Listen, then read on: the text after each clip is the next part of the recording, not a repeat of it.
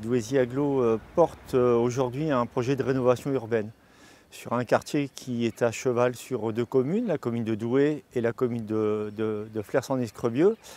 Et c'est un quartier qui possède toutes les caractéristiques d'un écosystème complexe, puisqu'on a là des coupures urbaines, on a un mode d'habitat différencié, on a des terrains vagues en jachère abandonnés, on a un peu de pollution de sol, on a de la friche bâtie, non bâtie, avec une population donc, qui a beaucoup de difficultés sociales, économiques, et qui donc est très sédentarisée dans ce quartier. Ville vivante sur le quartier de Dorigny, ça me fait d'abord penser à un quartier qui a beaucoup vécu, qui a une histoire qui est encore, y compris dans la tête et dans l'histoire personnelle des habitants. C'est un quartier qui a été un quartier minier, un quartier qui a été un quartier de bateliers. C'était une cité-jardin, on va dire une cité minière, une cité-jardin. Parce qu'avant, les familles, c'était avec beaucoup d'enfants, donc les maisons étaient conçues à l'époque.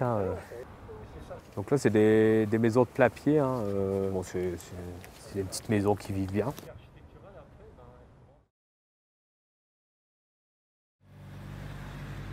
Créer des circulations, faire en sorte que les uns et les autres vivent ensemble, passent les frontières naturelles ou artificielles de ce quartier, c'est important. Je parle par exemple de la voie de chemin de fer qui coupe Dorigny en deux. Le problème, c'est que comme on est en renouvellement urbain et en quartier politique de la ville, on ne peut pas normalement reconstruire de logement social. Donc il y a beaucoup de quartiers comme ça où on va démolir, mais pour gérer du vide et donc des usages temporaires. Peut-être des usages temporaires qui un jour seraient amenés à être pérennisés si effectivement on s'aperçoit que c'est approprié par la population.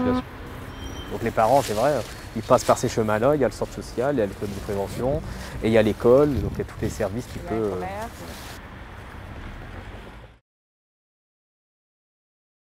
Donc là, il y a une réflexion sur cet espace-là, avec le bâtiment de la tour. Donc on a déjà 2 bâtiments qui ont été rénovés et tous ces espaces-là à requalifier. Sur ces bâtiments qui sont rénovés, au final, on ne sait pas où est-ce que l'espace public et où est-ce que l'espace privé. Comment on redonne une attractivité à ces bâtiments-là en utilisant aussi les extérieurs en fait.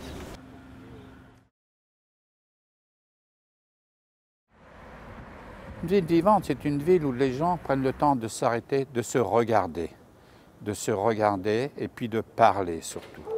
Une ville vivante, c'est aussi une ville où les gens se respectent.